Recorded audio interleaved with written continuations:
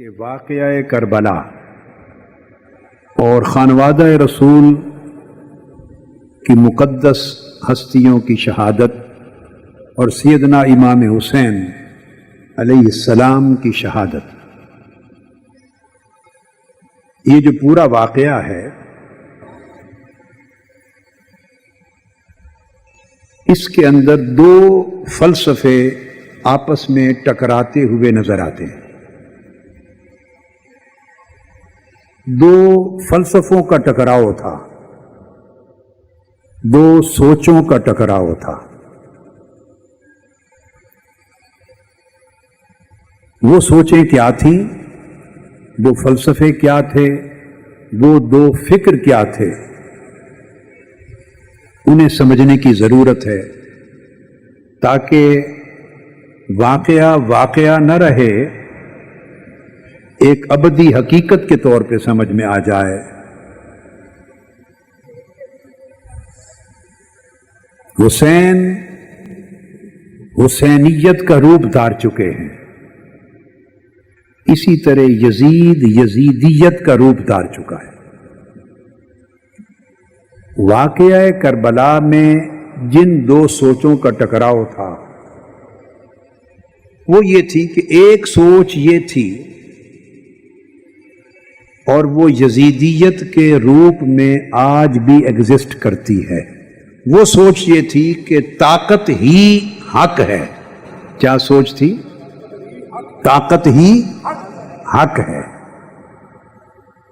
یعنی جس کے پاس طاقت ہے وہ حق پر ہے، اسی کی پیروی کی جائے، اسی کا ساتھ دیا جائے، اس سے ہر صورت سمجھوتا کیا جائے، اس سے بنائی جائے،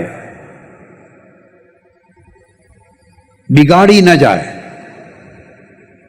اس کی تابعداری کی جائے، اس کی معاونت کی جائے، اور یوں اس کی تائید کر کے اور اس کی تائید لے کر زندہ رہا جائے۔ یہ ایک سوچ تھی جو ایک مختصر سے جملے میں نے کہا کہ طاقت ہی حق ہے، یہ سوچ تھی۔ اس کے ساتھ امام حسین کی سوچ کا ٹکراؤ تھا، اور ان کی سوچ تھی کہ طاقت ہی حق نہیں ہے بلکہ حق ہی طاقت ہے۔ آپ نے دیکھا جملہ ایک ہی ہے، صرف لفظ تھوڑے آگے پیچھے ہو گئے۔ یزید جس سوچ کا نام تھا وہ تھی کہ طاقت ہی حق ہے، اور حسین جس سوچ کا نام ہے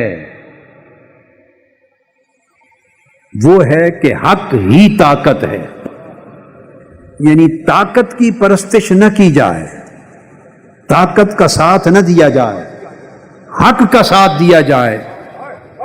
حق کا ساتھ دیتے ہوئے اگر طاقت آپ کو کچل بھی دے تو آپ پھر بھی زندہ جاوید ہیں،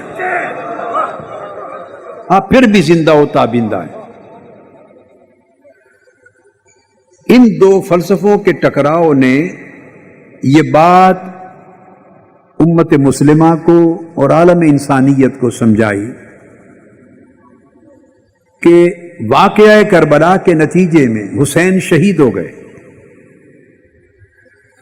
اور یزید نے اپنا تخت بچا لیا، حالانکہ ابھی کوئی مسلح جنگ نہیں تھی، کوئی بغاوت کی صورت ابھی نہیں پیدا ہوئی تھی، یہ تو پرامن قافلہ تھا جو صوبہ کوفہ رواں تھا، اور صرف خاندان کے لوگ تھے، تو یہ جنگ کی تیاری تو نہیں ہوتی۔ مگر واقعہ کربلا کے نتیجے میں امام حسین اور خانوادہ رسول یہ سب شہید ہو گئے، یزید کا تخت بچ گیا، لیکن فلسفہ کربلا کا یہ ہے کہ حسین شہید ہو کر بھی زندہ ہو گئے اور یزید تخت بچا کر بھی مردہ ہو گیا، حسین نیزے کی نوک پہ چڑھ کے بھی جیت گئے اور یزید تخت پہ براجمان ہو کر بھی ہار گیا. یعنی جیت اور ہار کا مفہوم بدل دیا حسین نے. ہار اور جیت کا مفہوم بدل دیا. اس لیے یہ جو ٹکراؤ تھا دو سوچوں کا،